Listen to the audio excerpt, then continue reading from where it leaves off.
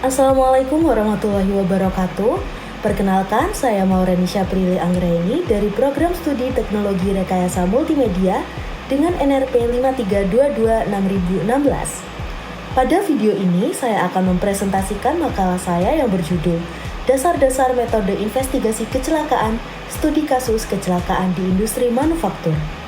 Makalah ini membahas pentingnya penerapan metode investigasi kecelakaan yang tepat di industri manufaktur untuk mengidentifikasi penyebab kecelakaan dan mengurangi risiko yang ada.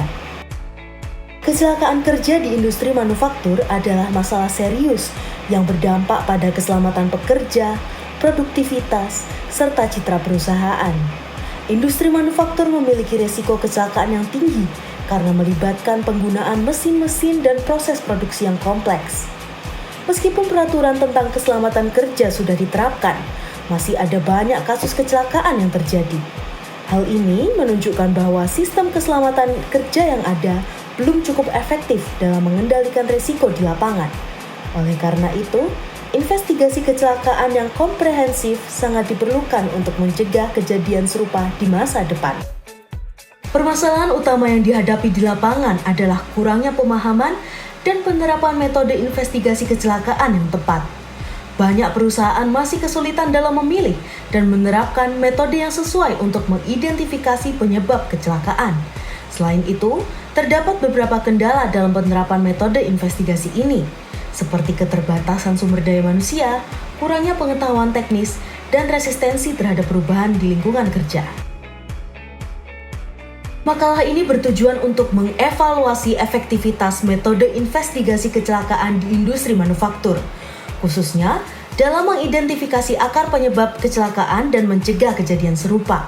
Dan saya harap makalah ini bermanfaat untuk memberikan panduan bagi para praktisi keselamatan kerja untuk menentukan metode investigasi yang tepat. Ada 3 metode investigasi utama yang dibahas dalam makalah ini. Yang pertama, analisis akar penyebab atau root cause analysis atau RCA, yang berfokus pada identifikasi penyebab utama suatu kecelakaan. Yang kedua ada fault tree analysis atau FTA. Metode ini menggunakan pendekatan logika untuk menelusuri hubungan antara berbagai faktor yang dapat menyebabkan kecelakaan.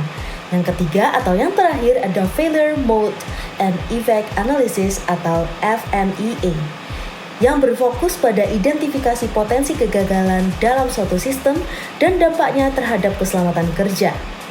Ketiga metode ini memungkinkan kita untuk mengidentifikasi penyebab utama kecelakaan secara lebih komprehensif, sehingga dapat membantu dalam menentukan langkah pencegahan yang tepat.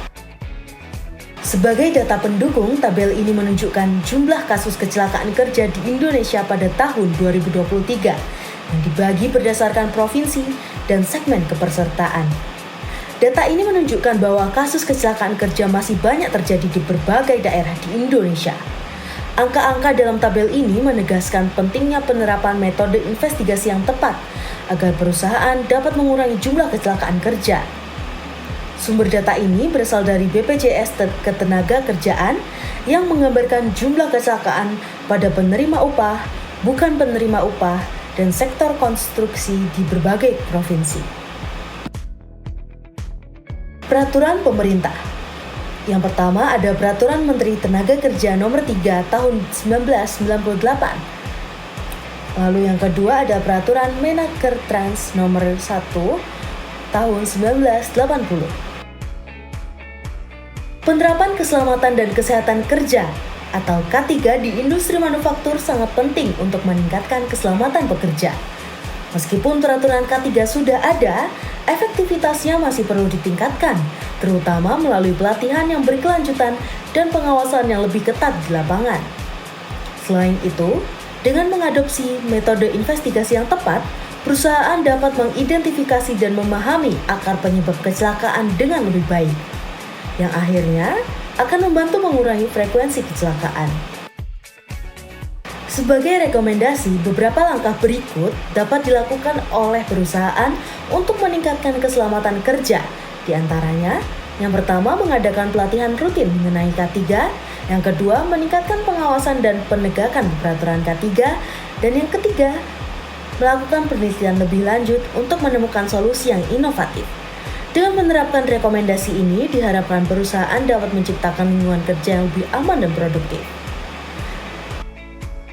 Demikian video presentasi dari saya. Terima kasih atas perhatiannya. Wassalamualaikum warahmatullahi wabarakatuh.